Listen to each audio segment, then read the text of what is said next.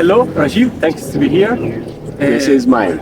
So, Rajiv, you're the father of Betta halfmoon, the first one who selected this beautiful fish. My first question would be, how do you start to fall in love with bettas? As a 5-year-old, I saw the whale-tail betta and I fell in love. But like falling in love, you don't fall in love once, you know, you keep falling in love. So it has been a love affair of my life, you know, falling in love every so often. Okay.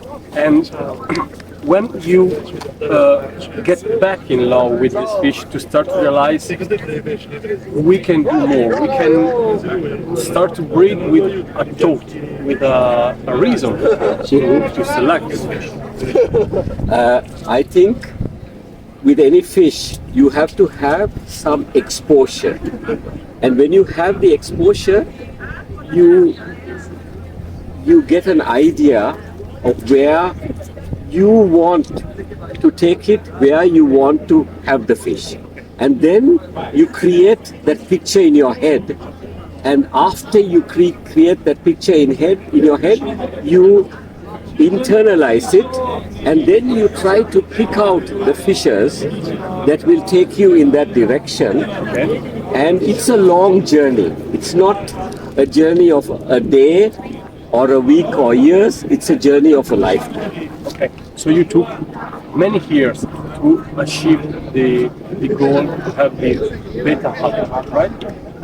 It was not only me, it was Laurent Chanou, my French partner, then it was Jeff Wilson, but the basic work had been done by breeders before.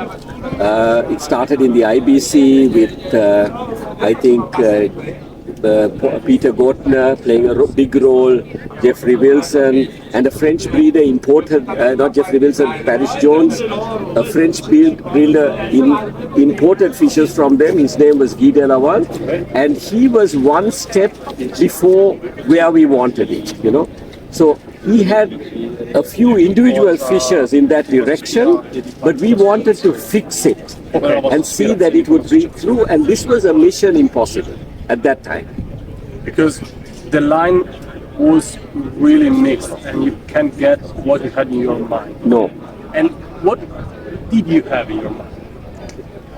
I had one fish that came out called R39, Rajiv 39. Laurent's fish were called L and Jeff's were called J. And this fish, for me at that time, was the perfect fish. And he had straight edges. And at that point, and he could open just in a second, he could flip it over. And this was what I was trying to fix in all the next generations. And what do you now are looking to what you consider a good outcome? Do you still recognize these traits you were selecting? Yes. Now I think the straight edges are fixed and a lot of features are fixed. But fins are like muscles. It has to be proportionate. So a fish must be able to move, swim, and every movement must show like a lion, like a cat patrolling, you know. And this must be there. This is one element, the movement, you know. So you have to work out what features you can bring so that he will have this movement and that he can flare and he can take over the eye and the heart of the person looking at the fish. And what do you suggest now who start to breed those kind of fishes? Okay, the first thing I say, fall in love with the fish. Okay? Then look at all the fishes that the top breeders show. Find what breeder has the fish you like, and then see if you can start there in your journey, and as you go, build up from there. Where people can find what you have done and your jobs, where can they learn your history? If they fall in love with yourself? Thank you very much for the compliment. You know, we didn't, for us, this was a mission. It was a mission where we were not thinking of us, we were thinking of the mission. So we haven't, the little bit found in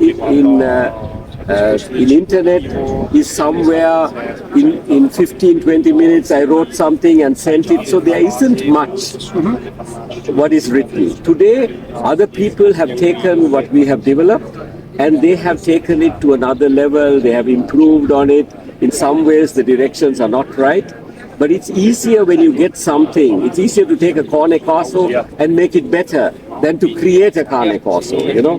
So I think there isn't enough written about the development, because all this is a lot of work, but also little stories, twists and turns, and I think at some point we have to record this for the generations coming. Exactly. And try to make more people fall in love with those fishes, and even try to achieve maybe new shapes, new color. Yes, because I think I recently heard that the fish that was developed first, of course, is the koi, the carps, but the second domesticated fish was the betta, and it was 1,300 years ago. So variation is bigger in bettas than in most other fish. So the scope in color, in shape, in mutation is unlimited. So it's just waiting for each person listening, for you to come in, to put your input and to make a difference. Exactly. Thank you so much. The pleasure is mine, you know, and this has been a great pleasure to meet so many great people here. Yeah, we have fun time. Yes. Thank you so much. I thank everybody. Thank you.